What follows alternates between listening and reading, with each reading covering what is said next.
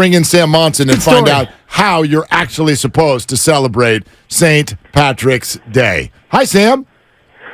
Hey, guys. How's it going? Yeah, good. How do you celebrate St. Patrick's Day? What's the right way to do this? Well, the good news is you're doing it right, even if you don't know what the reason is. That's how Irish people celebrate it as well. It's an excuse to go drinking. Do you even know what the hell we're celebrating? What are we celebrating?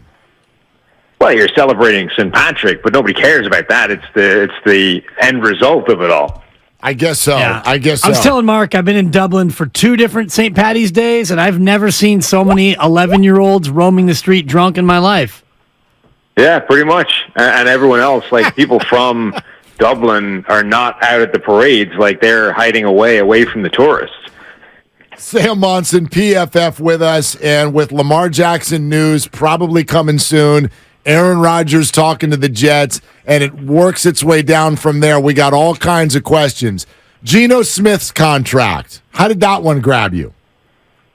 Yeah, I think it's pretty fair. Geno had a really incredible season. I mean, obviously it was out of the blue. Nobody saw this coming. It was a real surprise.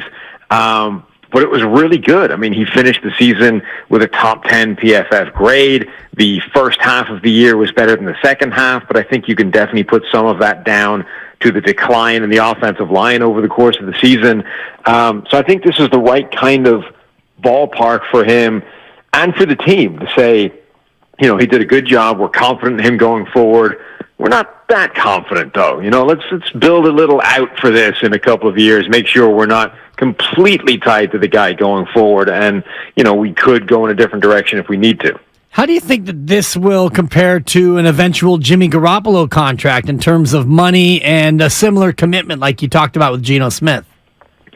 I think Garoppolo may have some difficulties. I mean, his injury profile at this point is so extensive, it's going to terrify any team that actually needs him to be a starter. I mean, that on its own, I think, is enough reason for the 49ers to have started looking for an alternative. And, okay, that was Trey Lance initially. Now it might be Brock Purdy. But you can't rely on Jimmy G being upright all season. You can't rely on him being a starter for 17 games in the season because it's just unlikely to happen at this point. So forget kind of how good he is overall relative to a guy like Geno Smith. The bigger question is, how much money can you give a guy that you probably know is going to get hurt and miss significant time? Bunch of quarterback questions with Sam Monson of PFF. Let's talk 49ers. Brock Purdy's surgery is this Friday. Got to wait and see what news that brings. Then there's Trey Lance. How aggressive do you think the 49ers need to get to the quarterback room this offseason? I think they're probably good with those two guys, and I think they probably keep both of them because of the uncertainty around Brock Purdy's elbow surgery. If they were 100% confident that he was going to be healthy and it wouldn't be an issue, I think they'd be looking to trade Trey Lance this offseason and maybe see what they could get back for him, bring in a veteran or a capable backup of some kind. But with Purdy being that question mark, and we don't know what that UCL injury is going to be like, even once he's recovered, I think they keep Trey Lance around as a kind of contingency, albeit one that they have an incredible sunk cost in. But I say they probably stick with those two guys as their quarterback room. If Brock Purdy is able to come back in September and the Niners look to add a third quarterback, what sort of a QB would this be? Would it be another rookie to add inexperience to the room, or maybe one of these long-in-the-tooth veterans? Yeah, I would expect them to add some kind of long-established veteran just to give that room that kind of presence. These are both extremely young quarterbacks. Neither one of them has a lot of experience in the NFL. Just to give them a kind of role model or a view of what this is supposed to look like from just a preparation and a process standpoint.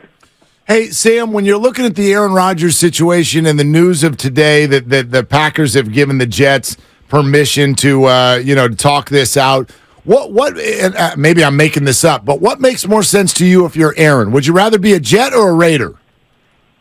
I think the Jets.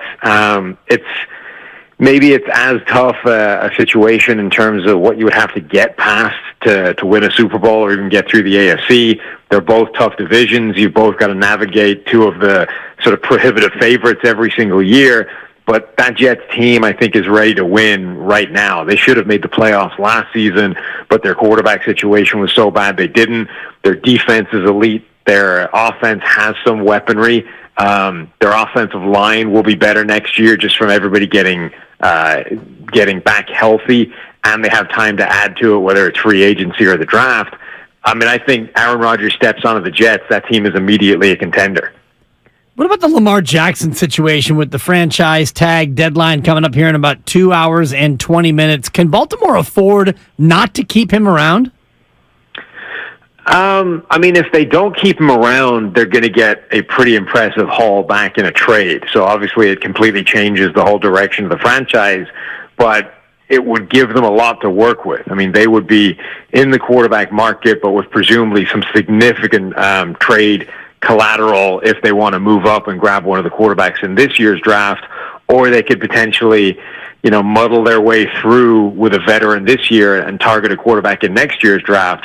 But I think that's the question for them is, do they want to tag him and keep him around on a couple of short-term deals like the Washington team did with Kirk Cousins, or do they say this is just never going to happen, let's cash in right now and figure out what we can get back for him in a trade? Sam, I don't want to put you on the spot, but I wonder if you could give, and let's say Aaron Rodgers leaves the NFC, what would be your top 5 ranked NFC quarterbacks? Yeah, it's tough because there's not an awful lot left in the NFC if Rodgers bounces. I think Jalen Hurts has done enough last season to put himself in that top 5. I think Kirk Cousins is in the top 5, albeit almost by default at this point. If Geno Smith can back up what he did last year, he's probably in the top 5 NFC quarterbacks based off what he did. At that point, it starts to get pretty tough. Like Derek Carr might be a top 5 quarterback in the NFC, having just jumped in from to New Orleans. It is not a good landscape of NFC quarterbacks. And yeah, I'm not hearing Brock Purdy's name. Is that because you're not yet a believer or because of the injury concerns? I think we need to see more from Brock Purdy. First of all, I don't think he was as good as the numbers said he was last season. He wasn't bad, but Kyle Shanahan's offense is a cheat code. And yes, Brock Purdy was taking what was given. He was adding a little bit on top as well. But his grading was never as impressive as his overall numbers. And I think we need to see a bigger sample size of Purdy doing that to put himself in that kind of conversation. Okay, I think I'd like to hear more about that. I get what you mean. Kyle Shanahan's offense is a cheat code. That's been true, though, for any quarterback. The 49ers went up almost 10 points a game when Brock came in. So what is it that you saw where, in essence, the performance and the personal grades didn't necessarily match? Yeah, I mean, it did jump up, but it also coincided with some pretty bad defenses they were facing, and the sort of totality of that assembly of incredible supporting cast guys showing up as well. Christian McCaffrey coming in, the entire offense coming together. So I think it's a little bit too simplistic to just look at the numbers pre and post Brock Purdy and say Brock Purdy is responsible for this 10-point jump in production. But he was definitely adding plays to this offense that weren't there when Jimmy G was the quarterback. There were a bunch of plays where he was able to extend the play, run around, make a sort of adjustment happen, turn the play into like a scramble drill, and then find an open receiver in a way that Garoppolo is just not really capable of doing at this point. So I think he did a good job, but at some point, they're going to need him to be more consistently showing up with adding more to the stuff outside of structure before it becomes a scramble drill play. They don't need him to be Joe Montana. Like, the whole point is Kyle Shanahan is that cheat code of an offensive play caller. The supporting cast around him is incredible. If he doesn't get any better than he showed last season, it's already good enough to take them, to the NFC title game, to a Super Bowl at that kind of level. Part of the supporting cast is a player that many 49er fans pick on, Mike McGlinchey. What do the numbers from PFF say about the kind of right tackle McGlinchey is and what the market might be for him?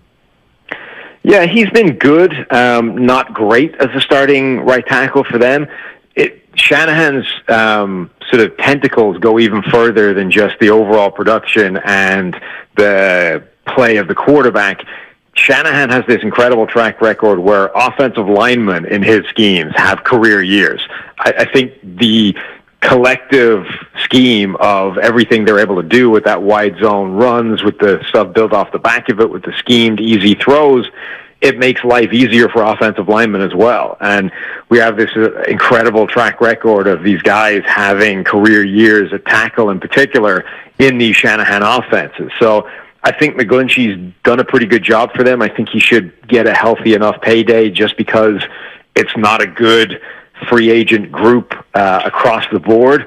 But I think he's also the kind of player that the 49ers would be smart to let test the open market and maybe rely on their own ability to plug the next guy in there and still get really good play. Sam, great stuff. Wonderful to have you. And, happy early St. Patrick's Day. Anytime, guys. Take it easy. All right, there he is. That's Sam Monson from PFF.